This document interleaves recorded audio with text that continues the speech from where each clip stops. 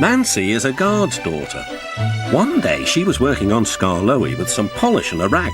Skarloey was snoozing happily, but Nancy wanted to talk. "Wake up, lazy bones! Your brass is filthy. Aren't you ashamed?" "No," yawned Skarloey. "You're just an old fusspot." And Skarloey closed his eyes. He was thinking about his friend Rheneas and all the good times they had shared together before Rheneas went away to be mended.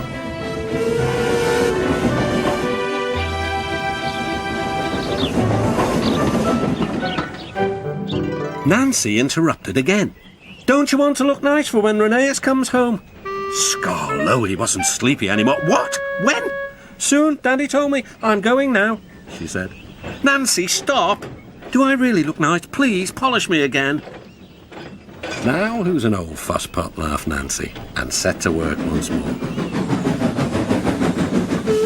Duncan was jealous. "Aren't you going to polish me too?"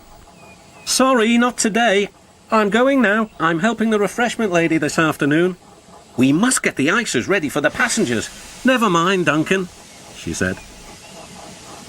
But Duncan did mind. "It isn't fair," he complained.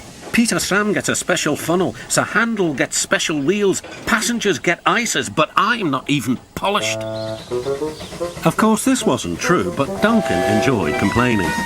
He became sulkier still. That afternoon, there was bad news from up the line. "One of Skarloey's coaches has come off the rails," called Duncan's driver. "We'll have to take the workmen there right away." "All this extra work," grumbled Duncan. "It wears an engine out. Rubbish. Come on."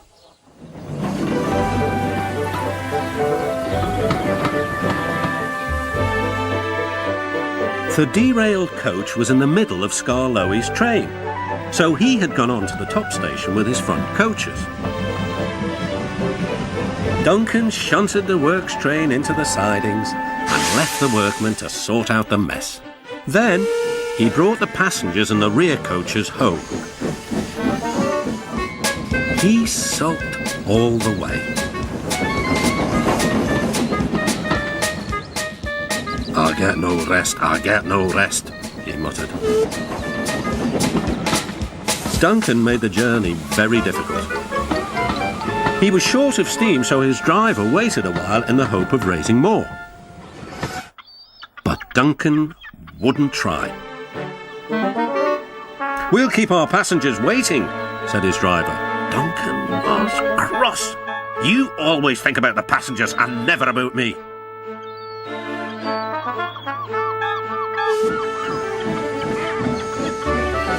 It wasn't long before Duncan built up enough steam to set off again.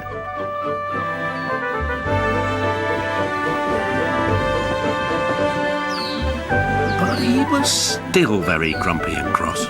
"I'm overworked and I won't stand it." At last they reached the viaduct near the station. "Come on, Duncan," cajoled his driver. "One more effort and you'll have a rest and a drink at the station." Then Duncan was very rude. "Keep your old station. I'm staying here." And he did too.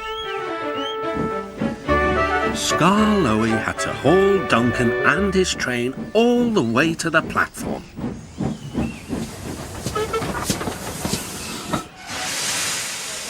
The passengers were furious. They told everyone what a bad railway it was. That night, the fat controller spoke to Duncan. "No passengers means no polish." "No polish means no passengers," Duncan muttered to himself. "He still has a lot to learn, doesn't he?"